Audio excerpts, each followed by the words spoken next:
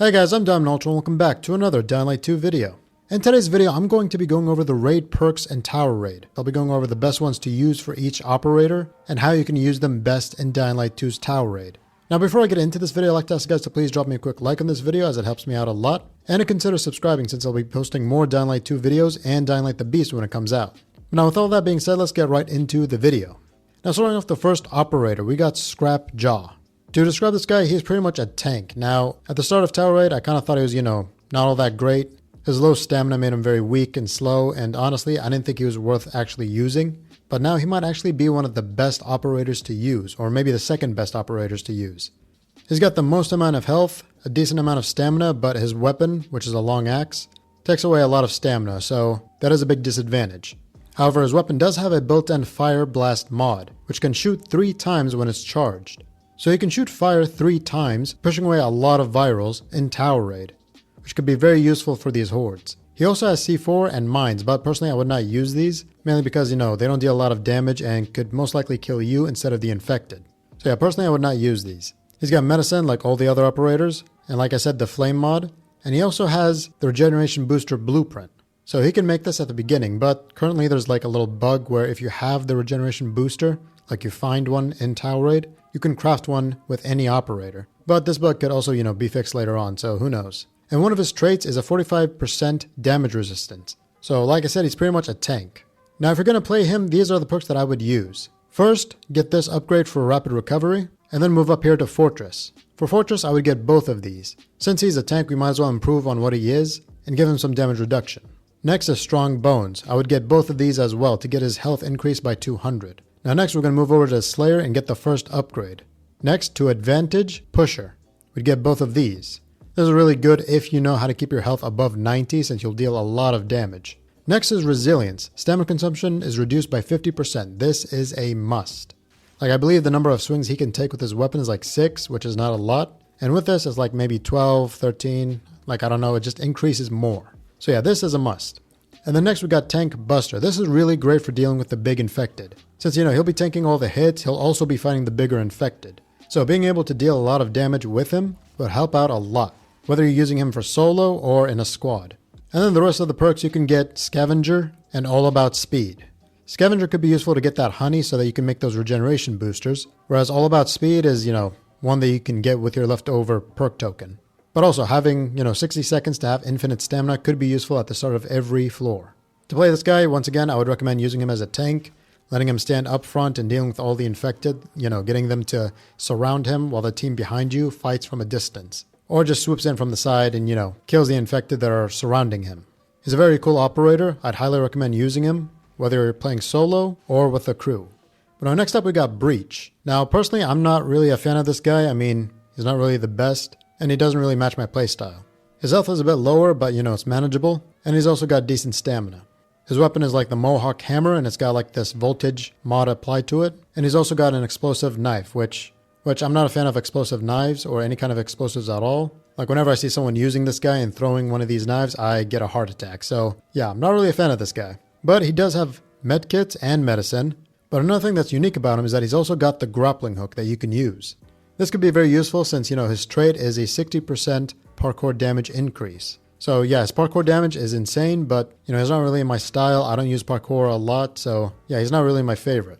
Now for the perks, I would, recommend using the exact same thing, except for switching out the Strong Bones, like the second upgrade, for Scavenger 2. Reason why is that if you are going to be using the explosive knives, you're going to need this to get more parts to make the knives.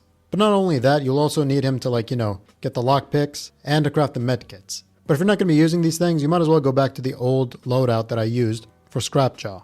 But anyways, how to use this guy? I'd recommend using his grappling hook a lot since it's his main feature and main perk. Also using any kind of parkour attacks like drop kick, air kick, or this move right here where you just run on the wall and then kick. I'm not exactly sure what this is called, but yeah, just pretty much use any kind of parkour moves. Now up next we got Dusk. This guy might be overpowered. I'll explain why in a second, but firstly, his health is relatively low. I mean, it's the lowest out of the 4, and his stamina is also very low. But none of that really matters considering that he's more of a ranged guy. He's got a crossbow, which is his main weapon, and it is amazing. He also has this little knife, but that's not really all that useful. He can craft his own crossbow bolts, has medicine and med kits, His melee weapon has the Slitter mod, and he also has a UV flashlight, which could be useful when you're playing with a group, or when you're playing solo as well, but mainly with a group. And his main trait is a 30% increase in ranged weapon damage, which means that he can pretty much use any kind of guns, as well as his crossbow, a lot more efficiently. Now the reason why I think he's overpowered is because of these perks. If you use these perks on screen, you'll pretty much deal so much damage that you can kill a Volatile or the Revenant in less than a minute. Or even quicker than that if you've got teammates, keeping him distracted and keeping them in place so that you can shoot them. Now firstly, let's start off with Slayer. You first want to get this perk, which is kind of a waste because, you don't really use your melee weapon a lot, but it's so that we can get this, Advantage Pusher. If you get both of these upgrades, you'll be able to deal 90% more damage while your health is higher than 90. And since you'll be at, at a distance fighting your enemies far away, you don't have to worry about, being dealt damage or getting your health below 90. Your teammates will take all the damage, all the action, and all the attention, while you're just standing behind using your crossbow to deal all the damage. Now next we move over to the assassin side. You want to first get Scavenger, and then both of these two perks right up here. Ballistic Expert will increase the amount of damage from your ranged weapons, which is insane, and Headshot Affinity will pretty much make your headshots lethal. Next we got Practice Reloads. Now you could also just get, the first upgrade and then use the 4 perks on something else, but I don't really care whenever using this, so you can do whatever you want. But I recommend getting both of these upgrades for Shaman. This makes it so that every single bolt that you hit an enemy with will electrify them, as well as, any zombies around them, but also give them 2 effects to affect them, Electrical and Fire, which can not only stun them, but also deal more damage. This operator is really great support and can help, in very clutch situations. I'd recommend having at least one person use this guy whenever you're playing Tower Raid. But now moving on to our last guy, we got my favorite, Tox Bane. Now his health is decent, but his stamina is amazing. It's like the most amount of stamina out of the 4 operators, so you pretty much never have to worry about stamina. His weapon has a built-in Toxic Blast mod, which like Scrapjaw has 3 shots that you can do when it's charged.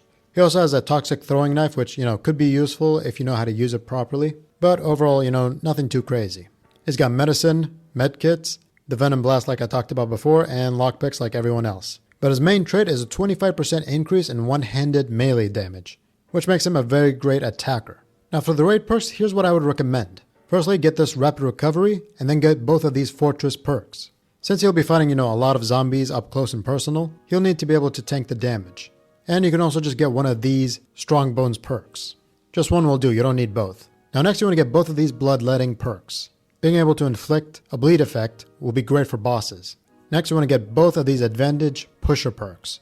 If you're using regeneration boosters and toughness boosters, your health will still be over 90 and you'll be dealing an amazing amount of damage.